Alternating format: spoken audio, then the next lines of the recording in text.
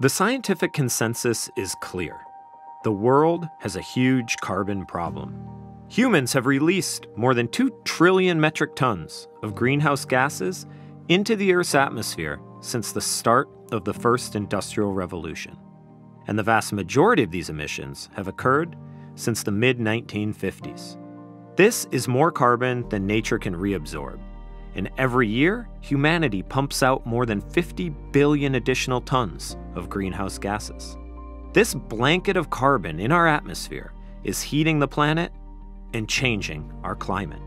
And this isn't a problem that lasts just a few years or even a decade. Once excess carbon enters the atmosphere, it can take thousands of years to dissipate. Already, the planet's temperature has risen by 1 degree Celsius. And if we don't curb emissions and temperatures continue to climb, science tells us that the results will be catastrophic. In fact, scientists agree that if we don't do anything, temperatures could rise somewhere between 1.5 and 4.5 degrees Celsius. So what can we do? Well, it starts by understanding and getting real about carbon math. Scientists account for carbon emissions by classifying them into 3 categories or scopes. Scope 1 emissions are the direct emissions that your activities create, like the exhaust from the car you drive. Or, for a business, the trucks it drives to transport its products from one place to another, or the diesel generators it might run. Scope 2 emissions are indirect emissions that come from the production of the electricity or heat you use, like the traditional energy sources that light up your home, or power the buildings owned by a business. Scope 3 emissions are the indirect emissions that come from all the other activities in which you're engaged, including the emissions associated with producing the food you eat or manufacturing the products that you buy. For a business, these emission sources can be extensive and must be accounted for across its entire supply chain, from the materials in its buildings, the business travel of its employees, to the full life cycle of its products, including the electricity that customers may consume when using something like a phone, laptop, or gaming console. Given this broad range, a company's Scope 3 emissions are often far larger than its Scope 1 and 2 emissions put together.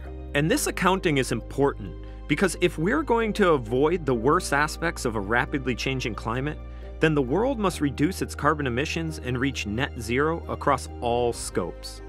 Now, net zero doesn't mean that there will no longer be any carbon emissions at all, but it does mean that the world will need to remove as much carbon as it emits. This will require 2 things. First, we'll need to reduce carbon emissions very substantially over the next few decades. And second, we'll need to remove carbon from the atmosphere, starting with nature-based removal approaches, but ultimately through including new carbon removal technologies, like direct air capture approaches that literally remove carbon from the air. And while the world will need to reach net zero, those of us who can afford to move faster and go further should do so.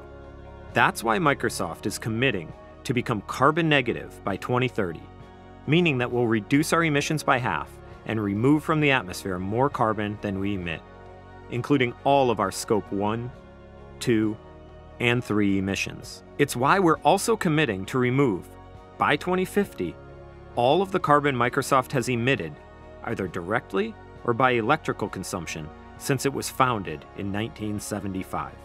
Simply put, the stakes are too high for us to not make bold changes now. The world is counting on all of us to act.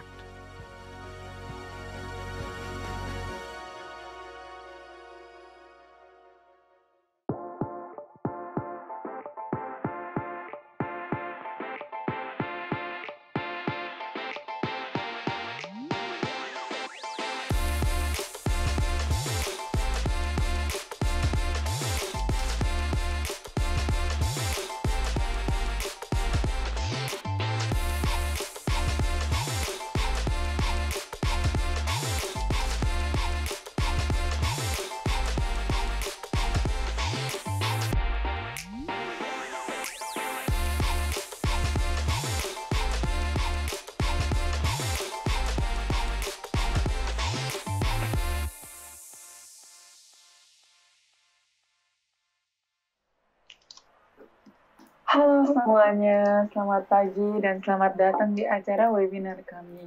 Jadi kali ini acara webinar kami ini adalah kolaborasi di antara Jejakin dan Microsoft Indonesia, di mana kami akan membawakan tema untuk diskusi hari ini yaitu Building a Sustainable Future, dan kami akan membahas tentang Sustainability Strategy to kick off your business success.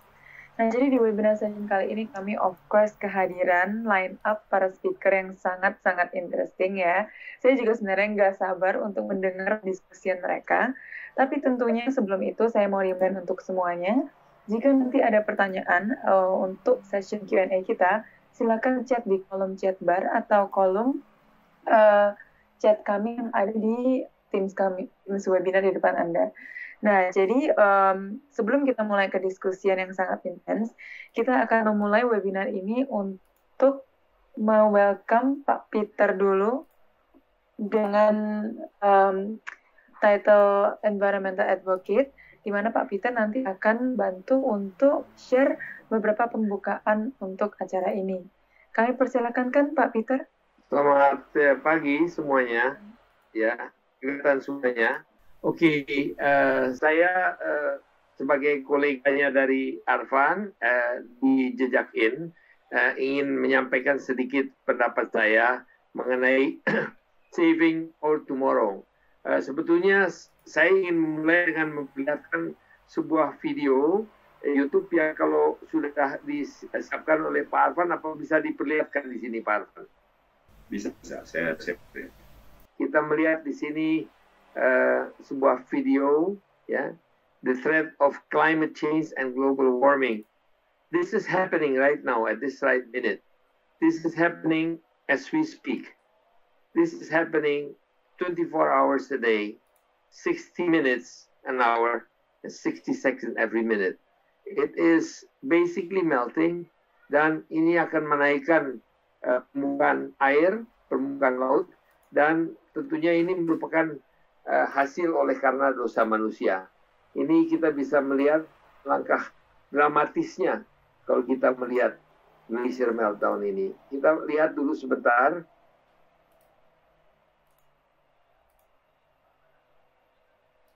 Itu adalah that is what is happening right now. Jadi sesuatu yang memang sangat kita sayangkan, dan kita bersama-sama harus mencoba untuk mengatasinya. Next. The background, climate change and global warming.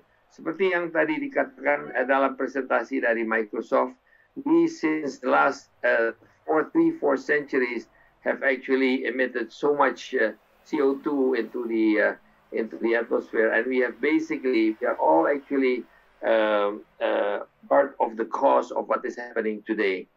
We, at this age, at this time, we may not feel or we may not experience what is going to happen to the world in the next 30, 40 years.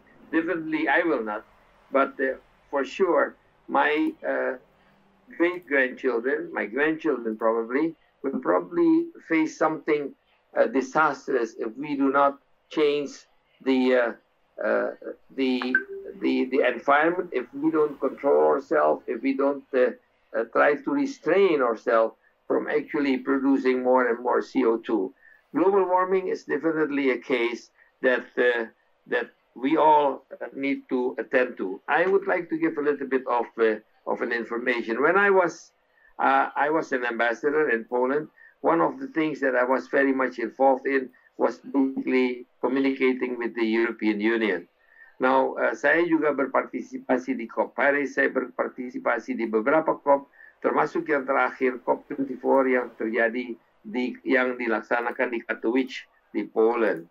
Nah, pada saat itu, disitulah saya tiba-tiba terbuka mata saya that we all need to do something. And, you know, when Arfan or Shania said that I'm an environmentalist, well, I'm not an environmentalist, but I know that I have contributed to what is happening in the world today.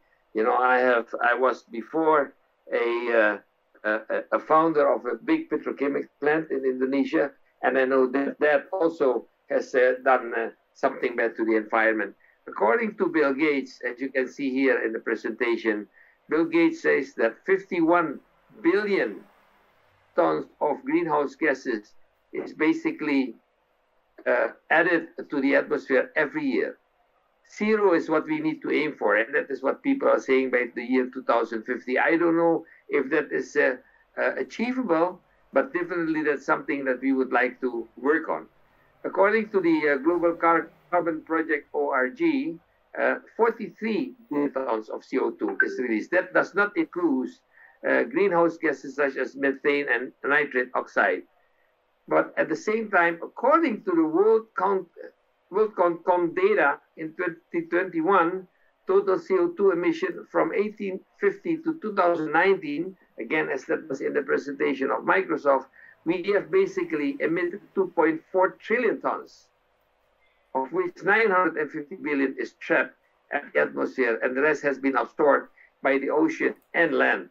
So here we have a big job to do. We have a big task to actually reduce the emission, but at the same time, not only is there already so much being emitted, but at the same time, every year 51 billion is being emitted in the atmosphere by us, by the industries.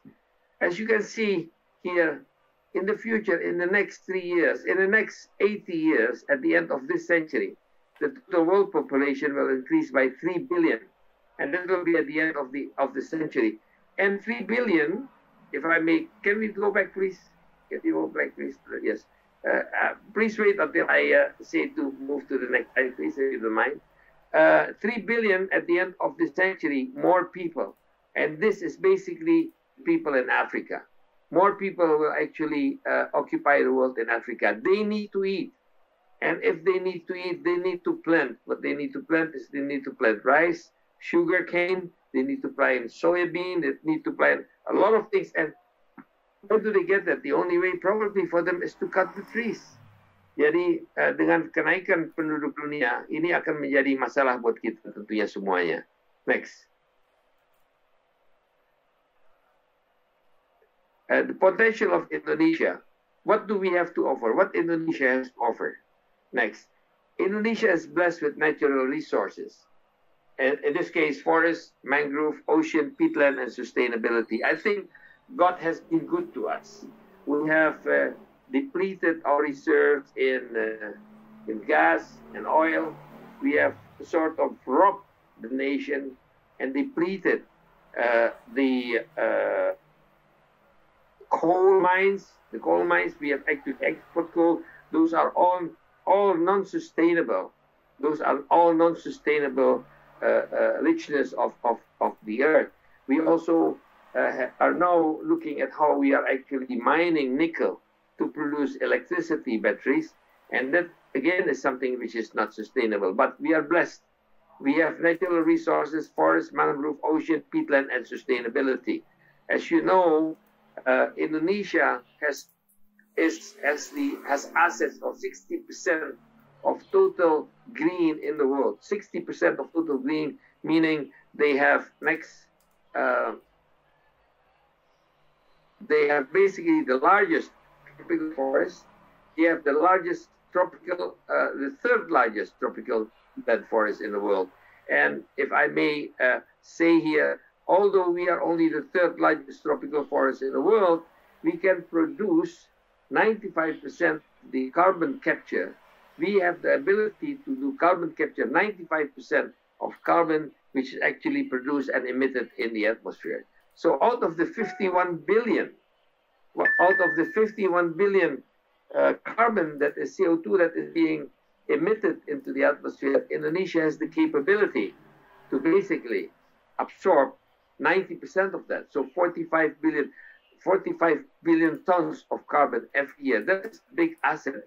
God has been good to Indonesia. After all the sins that we have committed, I believe that this is something that we need to work on, so that at least, we will contribute something back to the world. Next. Indonesia potential, again, as I said, Indonesia can absorb about 46 billion tons of CO2 from mineral forests, peatland, mangrove, also from industrial forests, from eco tourism forests, as well as a couple of greeneries that we have. this can absorb, again, as I said, 90%, which is the 46 billion tons of the 51 billion tons that is being produced. So here, Indonesia will have to play a big role in eliminating or actually reducing global warming. Next. Now, these are the areas in Indonesia that has the potential of carbon absorption. Indonesia peatland distribution is what you see in red. But again, this is not only the only areas that can capture the carbon. We also have a lot of industrial forests. We have a lot of protected forests. And these are mostly in Sumatra, Kalimantan, Papua. And in Indonesia total, there is a 22 million hectares of potential of peatland. And as you know, peatland can absorb 16 more times more carbon than regular forest or normal forest. So this is something that we all need to conserve and actually take care of. Replant probably. We have a lot of potential to replant a lot of shores where we can replant mangrove, where we can actually plant mangrove. And I know that a couple of institutions and a couple of multinational and a lot of conglomerates that are now actually looking at replanting a lot of mangrove in the shorelines of Indonesia, which is now the second. You know, Indonesia is the second largest shoreline in the world after Canada. And so the potential of doing that is huge. Next. Indonesia will become the world environmental superpower. Why am I saying that? Because, again, we can actually absorb 90% of the world CO2. And that is a big amount if, you know, for the sake of calculation, if we look at how Indonesia is blessed now and what the future of Indonesia is going to be in terms of economic superpower, not only an environmental superpower, you know, 90 or 50, 40 billion of carbon emission that can be captured, the price of which is now running at around $40 to $50 per ton per year. That is around $2,000 billion a year that Indonesia's potential is to actually create foreign exchange, you know, taxes, and also contribute to the wellness of the world. Next. Technology and innovation. We together, and I'm very proud to be Arfan Arlanda and his colleagues to be partnering with them. I see how they have been looking at this for the last 2-3 years, and they have basically developed technologies, Indonesian technology, mind you. Indonesian people, we ourselves, you know, have built it, and this is a technology that I will show you in the next slide. Arfan will be able to show you in the next presentation as to what he has developed and what we are developing at the moment. We have developed technology that will be able to calculate the carbon that is that can be captured in certain areas, and it is done basically by satellite, by drone, by sensors, by cameras which are attached to a handful, to cellular phones, and which will be able to be captured on a data, on a memory stick, for what have you, and basically be downloaded. And basically, by doing this technology, using artificial intelligence, using also a lot of data bank that we have been pulling together, we have now a database of around 16,000 trees, yeah, that in different areas of Indonesia that we will be able to monitor. And I'm very proud that the young people, and this is Arfan and his team, has developed this. And I will show you in the next slide that this is not just an easy job. This is, okay, well, you know, there are a couple of technical slides that we are probably missing here. But I believe that together with Arfan and his team, Jejak In, together with Melkor, and of course, another company which we call Roxy, which is Rantai Oxygen Indonesia, we together will be able to contribute a lot to saving the world and to contributing a lot to Indonesia reaches NDC. We are very much in contact, and we have, and I'm very proud to say that we have the ear of the Minister of Environment. We are very proud to say that the Ministry of Environment and the Minister of Environment himself has asked us to coordinate together, as a team, to save and do things that we can help to save the world and actually contribute to the world. Indonesia can contribute to a better world economy, geopolitics, social and environmental conditions. Kita bisa juga membantu UKM yang berada di daerah-daerah di kehutanan. Indonesia must be the master in our own home and independent from external influences.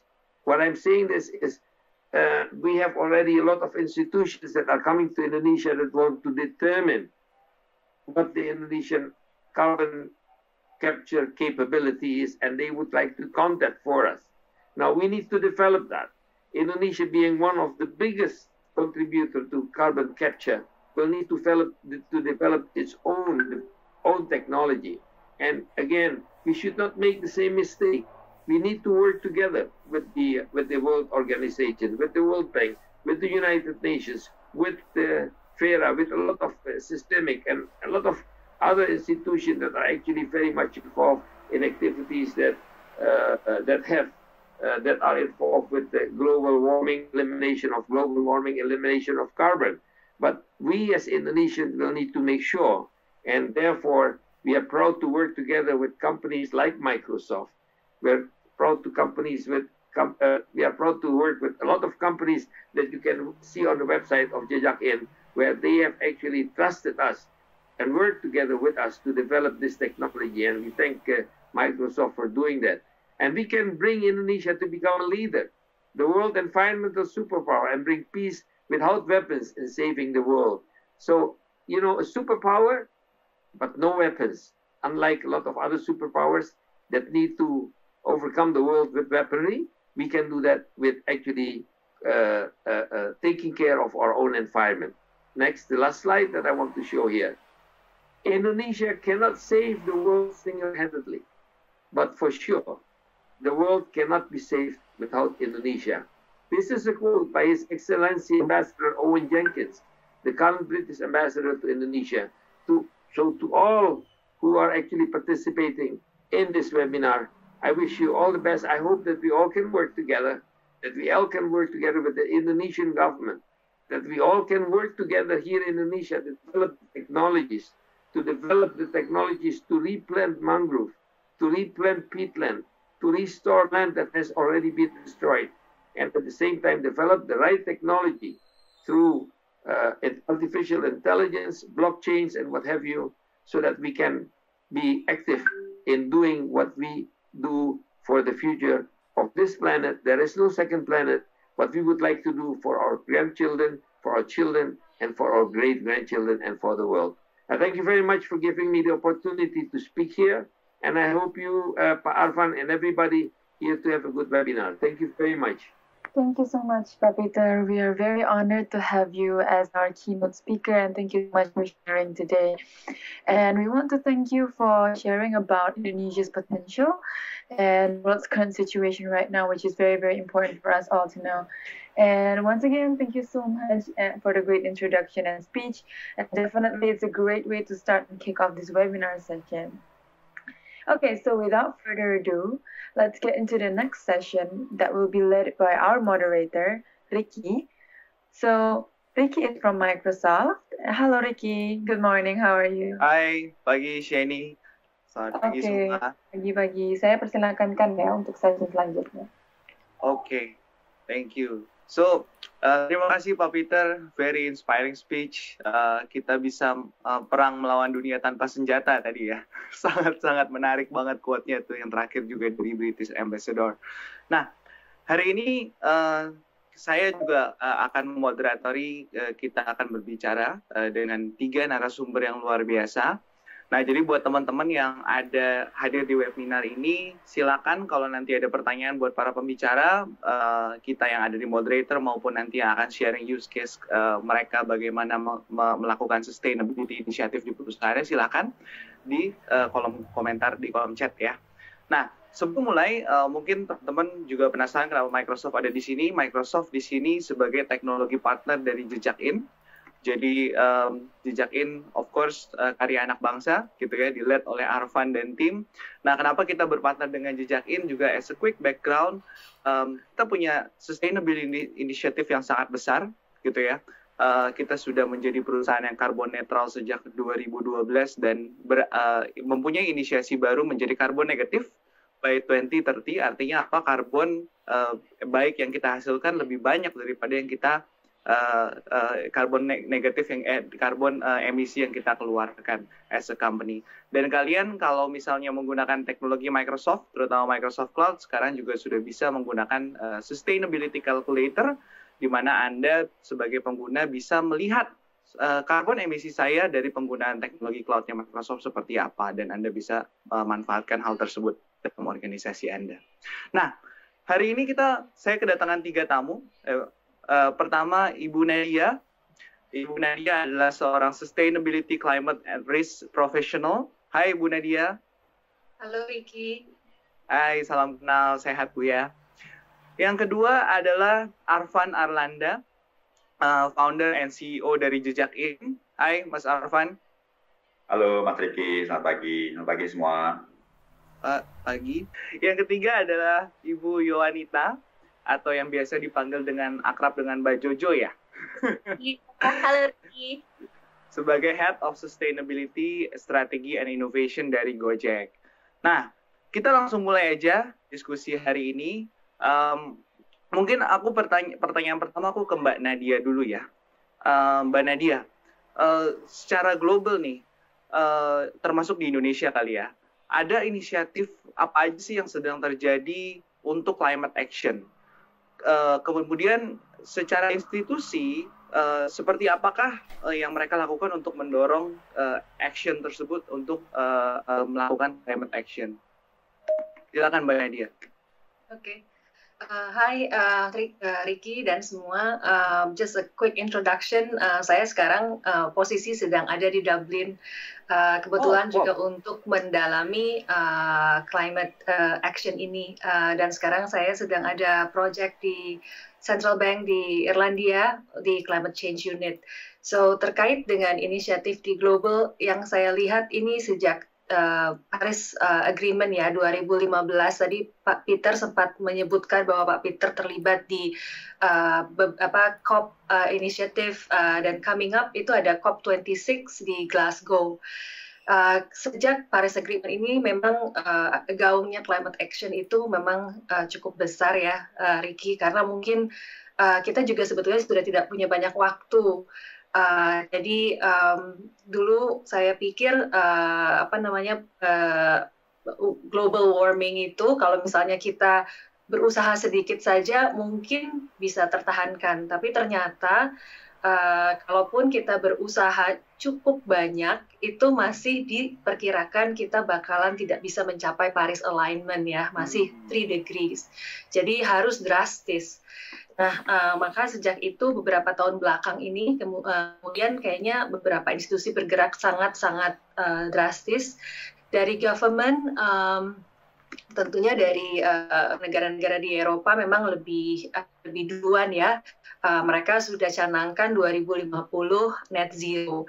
Tapi kemudian kita lihat juga negara-negara Asia sekarang mulai ambisius juga, dengan South Korea juga sudah net pledge net zero 2050. Jepang, kemudian juga Cina, mungkin dia 2060 ya net zero ya. Tapi dari government ini sekarang sudah commit ya. Dan di beberapa negara ini komitmen itu seperti di Irlandia sendiri itu sudah menjadi climate bill, jadi sudah diratify tahun ini. Bahwa itu adalah menjadi bagian dari law. Dan ini kita lihat juga dari sisi korporasi dengan adanya government mengeluarkan berbanyak pledges ini, dari sisi investor juga sekarang semua sudah mulai join untuk climate action.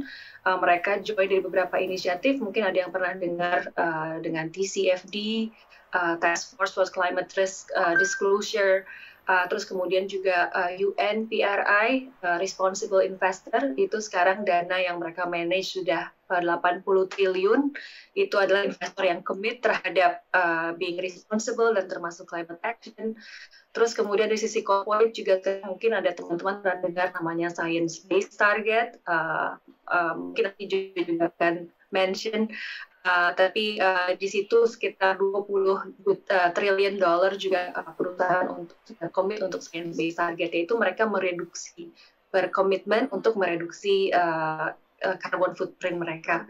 Jadi banyak sekali inisiatif dari sisi corporate ataupun government, termasuk Microsoft negatif, Google juga sekarang sudah carbon netral. Kemudian Amazon juga target untuk carbon netral, dan beberapa perusahaan besar lainnya. Oke. Tadi ada statement yang menarik. Mungkin buat teman-teman yang di sini belum awam gitu ya. Net zero itu apa sih, Mbak Nadia? Mungkin bisa dijelasin untuk bahasa yang awam aja dulu gitu. Ya, jadi net zero itu intinya adalah bahwa perusahaan atau suatu institusi atau negara, dia pertama berusaha mereduksi dari karbonnya tersebut, terus kemudian yang tidak bisa direduksi, kemudian dia coba untuk remove atau untuk berusaha untuk karbon negatif atau kita istilahnya climate positif ya. Jadi aktivitas untuk capture karbon, removal karbon itu sehingga akhirnya net dari semua aktivitas bisnis atau aktivitas ekonomi negara itu akhirnya jadi net zero carbon footprint-nya. Thank you Mbak Nadia. I think it's very clear. Nah, kita sekarang ke Mas Arfan sama Mbak Jojo nih. Mungkin aku asking the same question kan, kalian dari bidang teknologinya ya. Pertama, of course, boleh kenalin diri dulu. Mungkin start dari Mas Arfan. And then pertanyaannya adalah sebagai orang yang kalian di teknologi company, aware terhadap perkembangan teknologi, bagaimana sih peran teknologi untuk mengatasi this climate change issue? Mungkin bisa Mas Arfan dulu, nanti kita ke Mbak Jojo habis itu. Oke, thank you Mas Riki. Sebelumnya thank you nih Mbak Nadia, nih jam berapa sekarang di Dublin? Jam 4:30 pagi kali ya. Thank you banget udah bisa join. Ya, saya Arfan, saya CEO dan founder dari Jejakin. Mungkin cerita background sedikit ya, Mas Riki ya. Jadi kami tuh mulai pertama kali itu dengan ide yang sangat sederhana sekali gitu ya. Jadi saat kami mulai, dulu kami ngelihat bahwa sebenarnya ini udah banyak pihak-pihak yang melakukan program-program reboisasi, reklamasi lahan, reforestasi dan sebagainya gitu. Cuman sulit sekali gitu ya untuk bisa memastikan apakah program itu bisa dimonitor dengan baik dan dipastikan keberhasilannya gitu. Karena biasanya itu area itu kan di luar kota gitu, di area juga yang mungkin harus dimonitor cukup luas, aksesnya juga mungkin nggak mudah dan sebagainya. Lebih dari itu juga kita lihat sulit juga itu untuk mengukur dampak positifnya apa sih gitu yang dihasilkan dari semua program-program itu gitu. Nah, jadi di awal fokus kami adalah membangun teknologi yang dapat melakukan monitoring terhadap semua program-program itu gitu ya. Memang background saya sendiri di area teknologi ya, jadi memang cukup dekat dan familiar lah dengan cloud, IoT, machine learning, AI dan sebagainya gitu. Nah, dengan perkembangan teknologi yang ada saat ini, kita percaya banget ya memang peranan teknologi ini sangat penting ya dalam semua aspek kegiatan manusia di dunia gitu. Dan juga tentunya dalam aspek untuk mengatasi isu yang berhubungan dengan iklim dan lingkungan ini gitu. Dan dengan teknologi ini kita bisa dapat insight yang lebih akurat gitu kalau kita bandingkan dengan cara-cara yang manual gitu ya, dan juga bisa jauh lebih efektif, efisien. Dan kemudian kita juga bisa, setelah dapat insight, kita bisa juga langsung melakukan aksi iklim tadi yang positif tadi secara terukur dan lebih efektif gitu Mas Diki. Makanya kita melihat bahwa ini memang sesuatu yang kita bisa support dengan bantuan teknologi. Gitu. Jadi memastikan semua inisiatif yang dilakukan itu bisa di-measure impact-nya apa dengan bantuan teknologi. Ya, Saya ingat nih pertama kali ketemu Arfan kayaknya pas ngomong inisiatif ini mungkin 2018 kali. Pertama kali teknologi ini masih sangat baby mungkin ya. 2018 akhir ya. 2018 akhir. Thank you Mas Arfan. Oke, kita lanjut ke Mbak Jojo ya. Hai Mbak Jojo, boleh kenalin diri dan I think have the same question gitu ya. Apa namanya peran teknologi mengatasi masalah climate change ini sebelum nanti kita bahas lebih detail. Oke, terima kasih Ricky. Halo semuanya, saya Jojo. Saya adalah Head Strategy, Sustainability Strategy and Innovation di Gojek. Dan teknologi banyak sekali ya. Pertama-tama, ketika kita ingin tahu strategi yang paling tepat untuk dekarbonisasi, tentunya kita kan harus pertama-tama tahu baseline-nya apa kan. Teknologi itu memudahkan kita untuk melakukan penghitungan baseline ini secara akurat gitu. Terus kemudian juga kami sebagai sebuah platform B2C juga melihat bahwa teknologi ini memiliki potensi yang sangat besar untuk dapat membantu memudahkan orang-orang untuk melakukan transisi ini secara individual gitu. Jadi banyak sebenarnya orang-orang yang sudah mulai peduli dengan lingkungan, ingin melakukan gaya hidup yang lebih environmentally responsible, tapi mungkin mereka tidak tahu dari mana. Nah, teknologi ini memudahkan mereka. Makanya ada beberapa kolaborasi yang kita lakukan bersama dengan Jejakin yang memang tujuannya adalah memungkinkan kontribusi level individu untuk climate action. Oke. Thank you Mbak Jojo. Menarik nih, jadi kita bisa bahas makin detail ya sekarang. Again, teman-teman nanti kalau mau ada pertanyaan silakan ditaruh di chat, kita akan bahas di Q&A session di terakhir. Nah, balik lagi mungkin ke Mbak Nadia. Kita tahu nih kan kita aware that climate, tadi Pak Peter juga state very clearly bahwa climate action is now gitu ya. Dan Mbak Nadia mention bahwa nggak bisa nih setengah-setengah, nggak bisa kerja, harus kerja keras lah untuk bisa make sure this planet is sustainable gitu kan. Nah, tapi kendalanya kadang kan orang melihat kebutuhan investasi untuk do this action, untuk do this climate action itu mungkin sedikit premium gitu ya. Mungkin kalau di Indonesia ya kalau kita mau reduce kita adalah mungkin kita mau beli mobil listrik, tapi harga mobil listrik kita sangat mahal gitu ya di Indonesia saat ini. Nah, tapi untuk bagaimana perusahaan, gimana sih caranya menghadapi masalah investasi ini yang terkesan agak premium gitu Mbak Nadia? Ya, ini memang permasalahan yang memang cukup rumit or delicate ya. Cuman saat ini saya melihatnya perspektifnya harus dirubah. Jadi ini mahal itu selalu karena perspektifnya adalah short term. Sementara masalah climate ini adalah mungkin juga pernah dengar istilah green swan ya, like black swan. Black swan itu untuk resiko yang kita tidak bisa prediksi. Nah, si green swan ini adalah suatu event yang impact-nya besar, tapi kita tahu itu akan terjadi. Jadi kita sudah tahu itu akan terjadi, cuman mungkin terjadi dalam waktu yang agak jangka panjang, tapi itu akan terjadi.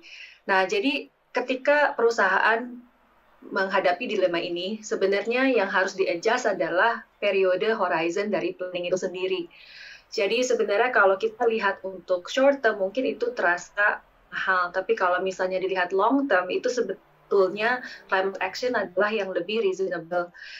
Itu kenapa? Karena kembali tadi dengan adanya pledges dari beberapa negara, dan kemudian juga corporate yang sudah berubah, itu sebenarnya adalah strategi untuk survival ya, bukan untuk sustainability lagi, tapi untuk survival. Karena contohnya saya misalnya kasih contoh untuk Apple, dengan komitmen mereka mendorong suppliersnya itu untuk juga 100% renewable energy misalnya. Nah, kalau kita sebagai supplier kita tidak berubah, kita akan kehilangan kontrak dari Apple itu sendiri. Nah, sama juga dengan beberapa perusahaan, kalau mereka tidak bertransisi atau berinvestasi, misalnya untuk perusahaan agri misalnya. Kalau mereka dari sekarang tidak mulai investasi untuk mencari solusi yang mereka bisa tahan terhadap climate, kita tahu bahwa seperti tadi Bu bilang, tanpa usaha yang sangat agresif, some climate warming akan terjadi. Jadi productivity dari crops itu sendiri akan berkurang gitu. Jadi mau nggak mau kalau kita berpikir 30 tahun ke depan, itu kita memang harus investasi sekarang gitu. Jadi mungkin ketika dihadapkan pertanyaan itu sebagai perusahaan, pertanyaannya harus dikembalikan kepada the top of the company, karena beliau-beliau ini yang bisa berpikir 30 tahun ke depan. Dan ini kembali masalah sustainability menjadi masalah survivability dari si perusahaan tersebut. Menarik nih. Jadi memang harus dari strategi manajemennya harus ada inisiatif dan survivability tadi ya. Ini bahasa kalimat baru nih yang saya pelajari hari ini. Menarik banget. Thank you Mbak Dania for sharing. Nah, saya kembali lagi ke Arfan dulu. Nah, tadi kalau Arfan ini kan building jejakin ya. Nah, boleh dijelasin nggak mungkin lebih detail sedikit gimana, tadi Pak Peter sempat kasih mention beberapa gambar gitu ya. Gimana sih teknologi jejakin ini sebenarnya seperti apa gitu. And then nanti kita baru lanjut ke Mbak Jojo ya. Oke, thank you Mas Diki. Sebentar, saya share satu slide tadi ya untuk bisa kasih boleh. Lebih jelas gitu ya. Oke, semoga sudah bisa terlihat ya. Jadi dari sisi teknologi sebenarnya ada beberapa aspek ini gitu. Yang saya share ini mungkin dari aspek untuk kebutuhan monitoringnya gitu ya. Jadi kami melakukan data collection di lapangan itu menggunakan beberapa pendekatan. Jadi memang bisa dibilang end to end lah. Jadi mulai dari bikin planningnya, GIS mapping, kemudian bikin blocking, tipografi, bikin plot. Kita bisa nentuin juga nih kalau misalnya programnya mau nanam pohon misalnya gitu, pohonnya sekian banyak, kemudian jarak antar tanam, kemudian apa jenis pohon yang mau ditanam apa aja gitu. Kita udah ngumpulin lebih dari 15.000 spesies data saat ini.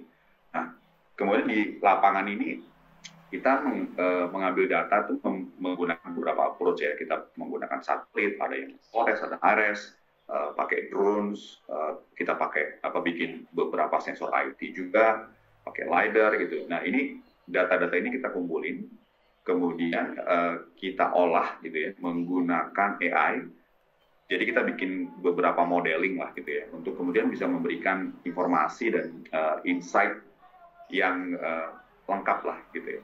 Jadi ini adalah proses kita bilangnya MRV ya. Jadi ada 3 aspek gitu yang penting dalam proses monitoring. Satu, harus bisa di measure ya. Jadi MRV itu measurable, reportable, and verifiable gitu.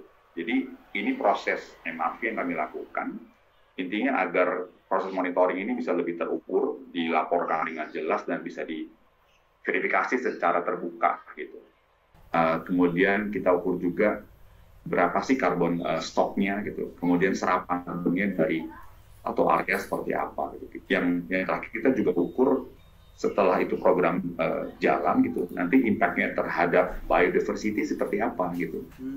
Misalnya kita contoh ada satu program reklamasi gitu ya, satu area yang rusak gitu kita restorasi, dia diharapkan kan memang habitatnya akan kembali lagi, dan itu semua kita ukur juga. Nah, ini aspek end to end ya dari sisi program monitoring yang kita gunakan terhadap area-area atau program-program reforestasi gitu. Begitu Mas Riki. Wah, keren nih. Ini teman-teman sekalian menambahkan, Jejakin juga di 2020 lalu mendapat award ke Microsoft Partner for Social Impact. Congratulations for the great work gitu ya. Keren banget teknologinya tadi yang dipakai, dan semoga bisa jadi inspirasi juga buat teman-teman nih nanti ke depannya. Nah, saya balik ke Mbak Jojo. Mbak Jojo tadi sempat mention mengenai strategi dekarbonisasi karbon Gojek gitu ya. Ini another new language for me, new word for me gitu ya. Nah, bagaimana sih Gojek menggabungkan peran teknologi terhadap lingkungan, untuk mendukung operasionalnya Gojek gitu di Indonesia atau mungkin di seluruh negara lain yang tempat Gojek beroperasi gitu. Oke. Untuk strategi dekarbonisasi, strategi dekarbonisasi Gojek ini divalidasi oleh Sustainability Advisory Council Gojek, di mana Mas Arfan termasuk salah satu membernya mewakili Indonesia. Nah, Sustainability Advisory Council ini memastikan bahwa kami berada di highest levels of environmental best practices karena kami memang ada ambisi untuk submit ke SBTi sebagaimana dimention oleh Mbak Nadia tadi.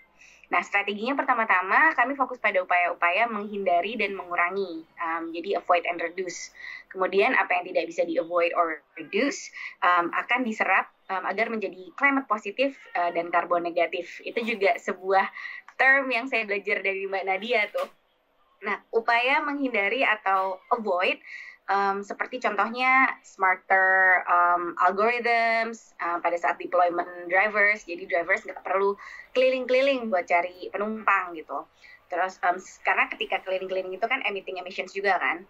Terus kemudian better routes, misalnya rute-rute yang diintegrasikan di dalam Gojek App itu memperhatikan jejak karbonnya gitu. Jadi ketika misalnya drivers gosen diusulkan oleh map untuk mengikuti suatu rute itu adalah best possible routes dengan mempertimbangkan jejak karbonnya gitu. Terus juga effort-effort untuk reducing seperti contohnya adopsi EV dalam skala besar di mana komitmen Gojek memang 100% EV untuk motor dan mobil di tahun 2030. Jadi cukup ambi karena kami memang punya komitmen zero emissions gitu. Selain itu juga ada berbagai inisiatif yang kita lakukan yang juga sifatnya untuk mengajak masyarakat secara individual juga memiliki opsi ini ketika mereka ingin menjalaninya. Contohnya kayak Go Greener Carbon Offset yang bisa dicoba di app Gojek, seperti itu. Terus kemudian juga ada Go Transit untuk mendorong orang lebih banyak menggunakan public transportation, dan Gojek di situ serving as first and last mile. Jadi memang strateginya itu sambil kita getting better at avoiding and reducing, karena tentunya adopsi EV scale-nya, adopsi EV secara skala besar itu akan membutuhkan waktu kan. Tadi juga Ricky sempat bilang bahwa hal-hal yang lebih sustainable itu kelihatan lebih premium kan. Memang menjadi sesuatu yang sedang Gojek coba figuring out gimana supaya bisa lebih rendah dari konvensional energy gitu, sehingga bisa mendorong adopsi yang lebih cepat. Jadi sambil kita getting better at avoiding and reducing, kita akan serap jejak karbon kita secara interim. Nah, penyerapan jejak karbon ini agar menjadi climate positif ini berfokus pada proyek-proyek rehabilitasi di Indonesia. Tadi kan Pak Peter sempat menyebutkan ya bahwa ini dunia tidak bisa disamakan Indonesia, dan bahwa Indonesia memiliki potensi yang sangat besar untuk menjadi environmental superpower di dunia. Saya suka banget tuh kalimat itu. Physical risk ya. Indonesia mungkin salah satu yang tertinggi. Mungkin terakhir ada Shell Company Oil and Gas itu mendapatkan court order ini kembali. Seperti contoh yang saya sebut di Irlandia itu sudah menjadi climate law, itu mereka by court order itu harus reduksi, dia punya karbon 45% by 45%. Itu merupakan real risk ya. Jadi mereka harus tiba-tiba merubah bisnisnya, dan yang tadi investasi harus dilakukan sekarang. Terus kemudian in terms of opportunity ya, on the other hand, company-company yang mulai bertransisi dari sekarang itu dia akan menghadapi disrupsi yang lebih dikit ya. Jadi mungkin dengan contohnya uang yang dimanage oleh investors international yang care about climate itu sangat besar. Jadi company-company yang dianggap bahkan sekarang sudah banyak rating provider yang menunjukkan mana company yang poor performer in terms of climate action, mana yang good. Dan itu memang uangnya akhirnya lari ke perusahaan-perusahaan yang record climate actionnya positif ya. Jadi itu adalah opportunity lagi, begitu banyak perusahaan yang provide investment, funding, cost of funding untuk si company kita sendiri akan berkurang. Nah, jadi itu akan menjadikan competitive advantage. Those are kind of like the opportunities, dan belum juga perkembangan teknologi seperti jejakin misalnya. Ini adalah new opportunity untuk provide all these services, dan juga banyak sekali climate action itu yang membutuhkan various technology and services, dan ini adalah create actually opportunity untuk startup ataupun untuk company yang sudah established yang bertransformasi untuk bisa masuk ke area green ini. Menarik, menarik. Jadi kalau tadi disimpulkan disrupsi lebih sedikit, opportunity banyak karena banyak investor juga yang sekarang maunya invest ke perusahaan-perusahaan yang sudah menerapkan inisiatif ini gitu ya. Tadi juga sebelumnya Mbak Nadia sempat state menarik gitu ya. Microsoft juga doing the same thing gitu ya.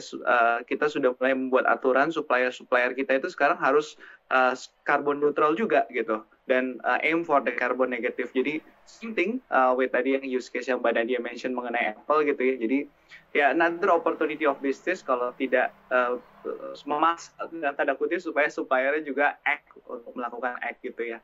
Thank you Mbak Nadia.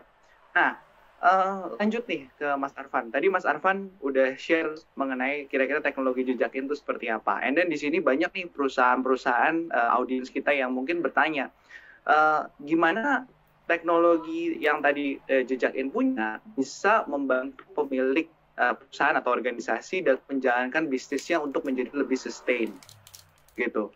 Kerjasamanya tuh seperti apa sih gitu? Kalau saya mau bikin seperti Gojek, apakah seperti apa gitu? Ya, oke, thank you Mas Riki. Buat menjawab itu mungkin saya satu lagi ya, sambil jelas. Ya, sudah terlihat. Oke. Jadi sebenarnya kalau yang saya share tadi sebelumnya itu dari aspek teknologi itu lebih dari aspek untuk melakukan monitoringnya aja gitu ya. Tapi jejakin sendiri ada tiga pilar utama lah gitu ya, yang menjadi fokusnya jejakin. Yang pertama kita bilangnya carbon emission accounting atau carbon calculator lah gitu. Ini disediakan di dalam platform jejakin untuk membantu individu, perusahaan-perusahaan, bisnis untuk dapat menghitung dulu nih berapa carbon footprint mereka gitu ya, atau biasa disebut greenhouse gases inventory gitu, dari kegiatan operasional bisnis mereka sehari-hari. Jadi mereka mesti bisnis ini harus ngerti dulu nih, harus understand berapa sih carbon emission saya gitu dari kegiatan bisnis saya sehari-hari gitu kan. Kita bicara scope 1, scope 2, scope 3, direct and indirect emissions gitu ya. Nah, setelah ngerti gitu, setelah understand seperti apa total carbon emission yang mereka emit dari bisnisnya, tentunya next-nya adalah mereka dapat melakukan action gitu ya. Apakah bentuknya itu, biasanya sih bentuknya itu carbon emission reduction gitu ya. Nah, next-nya jadi semua bisnis perusahaan ini juga bisa lebih jauh lagi berkontribusi ya terhadap lingkungan, iklim gitu dengan mudah dan cepat gitu melalui marketplace. Jadi kami juga ada sudah sediakan ada marketplace-nya nih. Jadi untuk setelah tahu berapa carbon emission-nya, carbon footprint-nya, next-nya mereka bisa melakukan offsetting lah gitu ya. Jadi bisa nanti berkontribusi dalam program-program yang sudah kami sediakan bersama dengan mitra. Jadi sudah ada reboisasi lahan, reforestasi, penanaman pohon atau pohon gitu. Jadi semua kita kerjasama dengan mitra-mitra kami yang di lapangan. Jadi sudah disediakan juga nih untuk action-nya gitu ya. Nah kami juga sadar bahwa ini accountability gitu penting gitu ya. Jadi trust ini penting. Jadi ini semua dimonitor secara open gitu ya. Jadi memang tujuannya adalah untuk memberikan visibility gitu ke semua stakeholders terhadap semua program reforestasi yang sudah kami sediakan dengan mitra ini. Jadi kapan program itu dimulai, monitoring prosesnya, statusnya saat ini, progresnya seperti apa, dampaknya terhadap lingkungan seperti apa, itu secara jelas terbuka itu kami sediakan datanya, bisa diakses dan bahkan secara reguler kami berikan gitu ya, setiap 3 bulan gitu biasanya. Gitu, Mas Ricky. Oke, jadi pertama dikalkulate dulu, ya kan, and then di offset, and then terakhir dimonitor itu. Tadi benar MRV-nya tadi itu benar-benar measure, reportable sama verifiable tadi ya. Betul. Gitu. Wah, jadi semua perusahaan ini sekarang udah punya opportunity dan dimudahkan oleh teknologi untuk bisa membantu kalian di bagian ini, di bidang ini nih, gitu. Nah, saya lanjut ke Mbak Jojo ya. Mbak Jojo, Gojek ini kan baru-baru ini tuh ngeluarin sustainability report kayaknya ya. Nah, menarik banget nih. Sebenarnya apa sih tujuan spesifik yang harus dicapai dari sebuah laporan sustainability gitu. Dan kenapa Gojek mengeluarkan itu, dan mungkin bisa di-highlight juga dari report itu. I believe sebagian besar dari sini mungkin juga baru belum baca gitu ya, tapi mungkin bisa di-highlight beberapa hal dari part itu. Oke, terima kasih Ricky. Jadi pertama-tama kami bukan pakar dalam sustainability reporting. Tahun ini adalah kali pertama Gojek melakukan sustainability reporting secara voluntarily. Karena memang pada umumnya laporan sustainability itu sifatnya wajib untuk perusahaan yang sudah public. Namun kenapa Gojek kemudian memutuskan untuk melakukan pelaporan ini walaupun bukan public company? Karena kami memang menyadari bahwa skala bisnis kami yang saat ini sudah cukup besar dan sudah beroperasi di 5 market menjadikan kami sadar bahwa kami harus sesegera mungkin nih melakukan aksi-aksi mitigasi dampak lingkungan kami sambil menggunakan teknologi dan platform kami untuk memudahkan aksi individu yang sebelumnya susah menjadi lebih mudah, yang tadi sempat kita singgung di awal kan. Dan bagaimana kami memastikan semua efforts yang Gojek lakukan itu sesuai dengan best practices dan standar global, ya, harus dilaporkan secara transparan. Jadi itu yang pertama, kenapa kita melakukan pelaporan adalah kita ingin setransparan mungkin dalam semua effort-effort kita, agar semua yang membaca laporan ini bisa hold us accountable juga atas komitmen-komitmen yang sudah kami sampaikan di laporan tersebut, gitu. Dan tentunya sangat penting juga untuk mengikuti framework yang sudah diakui secara global. Jadi pelaporan sustainability ini tidak asal menuliskan achievement perusahaan saja misalnya, tapi memang kita menggunakan framework yang sudah diakui secara global untuk laporan, dan juga framework itu diaudit indikator-indikatornya melalui sebuah proses yang namanya assurance process dengan auditor eksternal. In Gojek's case, PwC yang melakukan audit indikator-indikator yang kita laporkan di dalam pelaporan sustainability kami. Gitu. Jadi tadi juga kan Mbak Nadia sempat bilang ya bahwa there's a growing interest or inquiries from investors to start looking at companies yang menjalankan secara bertanggung jawab terhadap lingkungan hidup gitu kan. Untuk itu memang kami menggunakan 2 framework sekaligus, 3 sebenarnya kalau kita hitung UN SDGs ya. 2 framework sekaligus untuk pelaporan ini. Yang pertama GRI, yaitu framework yang memang paling banyak digunakan di dunia untuk sustainability reporting, dan juga SASB. Nah, SASB ini juga adalah framework yang paling populer di kalangan investor yang sudah melek sustainability lah, seperti itu. Karena memang growing inquiries dari investor maupun general public tentang isu-isu penting yang mereka yakini sebuah perusahaan harus address itu sudah mulai ada gitu. Nah, selain itu indikator-indikator global itu memastikan bahwa apa yang kami laporkan itu memang adalah hal-hal yang dipercaya harus dilaporkan oleh industri seperti Gojek.